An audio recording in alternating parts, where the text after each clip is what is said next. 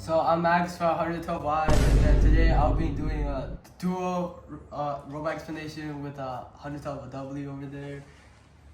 So I'll start off with the drive.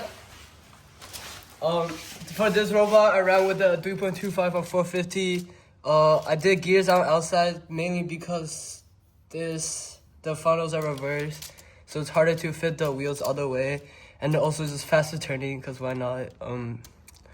Yeah, so drivetrain, motor stack, I ran 6 motors. I actually ran with the motor stack, just mainly because I wanted to have space to fit the O-dom at the tank at the bottom. Worked pretty well, I guess, but I feel like the cog still kind of sucks. And then I have a piece of dirt over here just to help the barrier cross. And I'll talk about this funnels in a bit when I talk about the D-score. So I'm Jack 100W. I'll talk about my plan here. I ran the same RPM as Max 450. Same 6-wheel Omni drive. The main difference is Max ran reverse funnels and I ran just the normal typical inwards facing funnels. On hindsight, I kind of like Max's reverse funnels a little more, but you see, like he can talk about it later.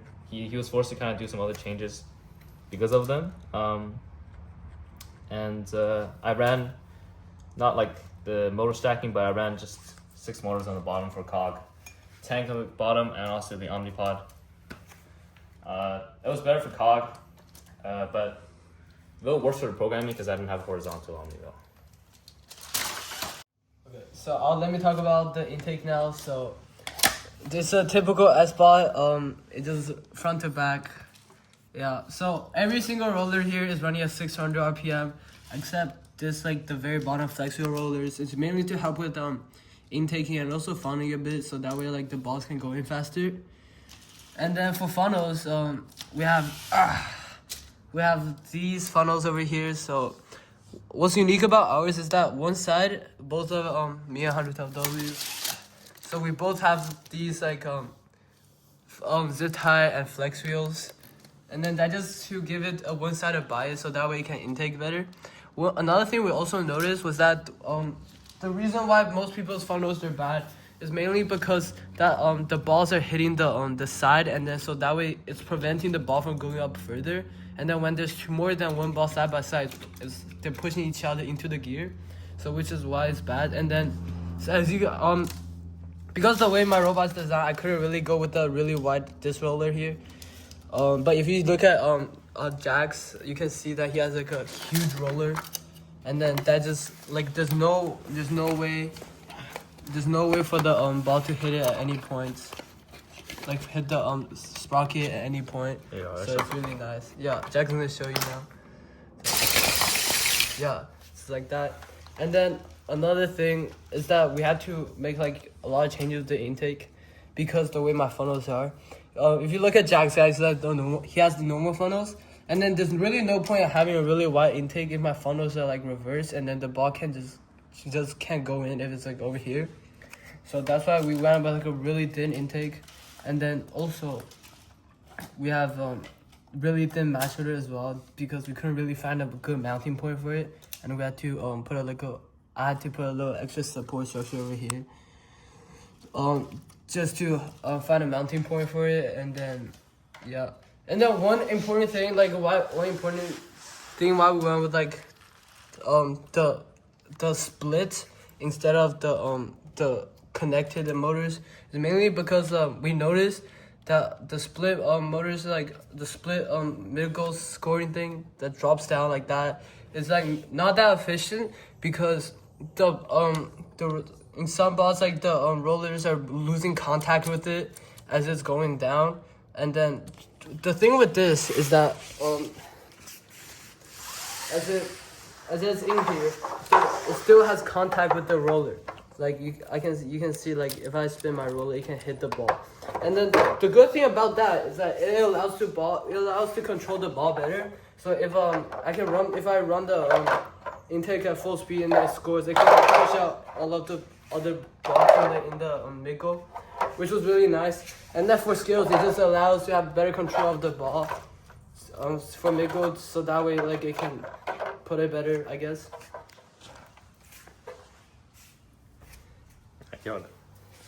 Yeah, and then also another thing is that we both use these like mesh, but then for mine I noticed that if you put zip ties here, like it just works way better because more compression, and then yeah. Yeah, and then one thing I didn't do that. I used this typical zip tie one, but the difference is ours was that Max used latex tubing, which is a lot less more flexible, and I used rubber bands, which has like more traction, so that this kind of style works as well. And one more thing, I ran with the counter roller here. See mine? It's still chained up to 600 RPM, but it's just here it's chained to this roller here, and then this roller is also chained to this roller, which chains to this roller, which Max doesn't have.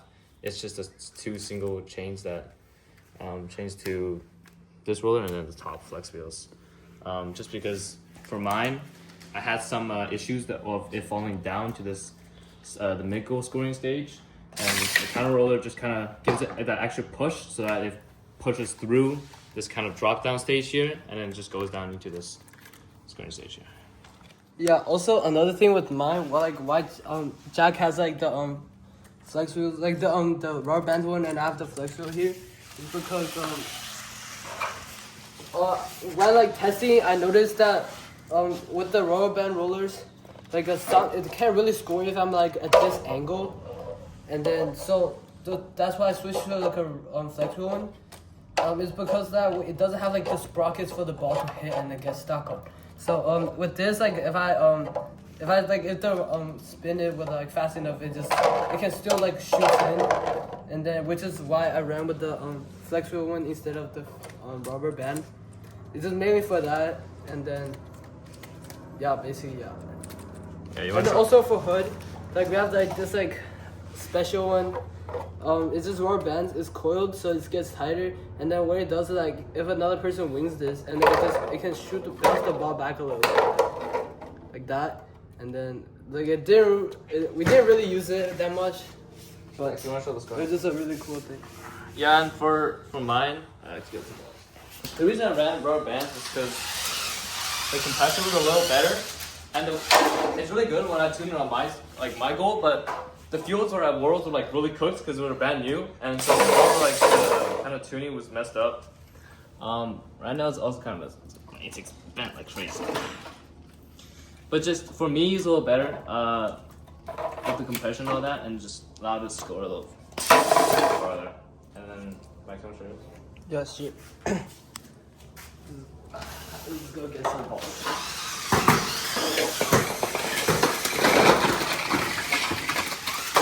Yo, you don't need a whole intake, bro. Just like that. Yeah. And talk about the wings. Yeah, I'll hold it. Yeah, sure. Also, for wings, so we're using. Originally, I had like a design where I just used a single wing and then a single piece of Dora over here. But then, I realized something while I was like driving around. I realized that the good thing about this nut is a little loose, and the good thing about the double wing is that as I'm going through here, and then if there's another person waiting over here to volley it, then I can just like as I get to this point, I can like, drop down this one, and then they just can't push the can't like push it back in, and then which is why I ran with this and then also it allows to get to the point faster. So let's say like my ball is over here. Yeah, that's right. I was pushing. And then so I can like go like that, but and then it allows me to get to the other point faster, and then that's mainly why I did it. And then the yeah, okay, you have it. Oh. Yeah.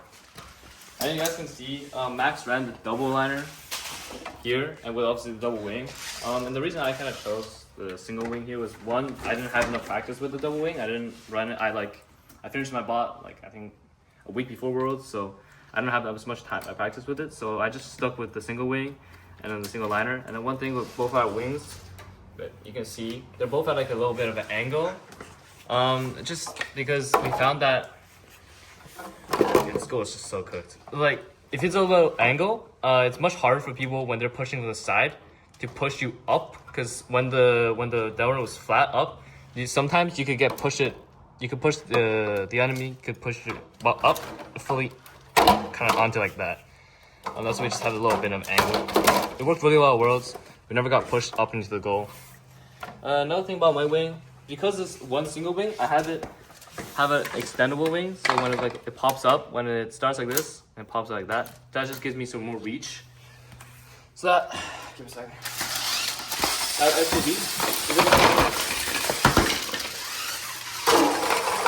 Because the actual intake is longer, it gives me a lot more power when I'm going to D-square.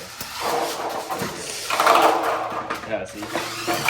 Just because we noticed that, like, heading up to Worlds, bucket bots were kind of getting back into the meta, so it was just to counter, like, kind of more Pika style.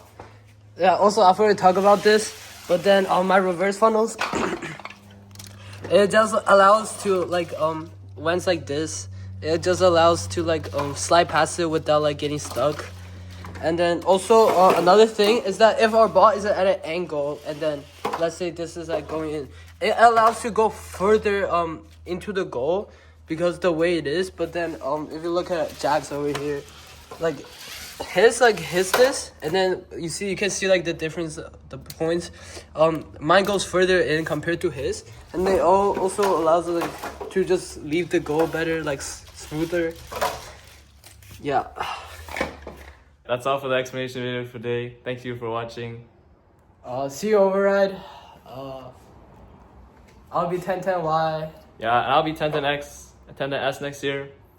Special shout out to our two retiring teams, 1010X and 1010G. Edward, my goats. Max, say it. Come on, bro, you gotta say it. Lucan, my goat. Lucan, my goats. All the best wishes. Eric, Ryan, of course. Max got a little freaky, forcing me to cut it here. But thanks for watching.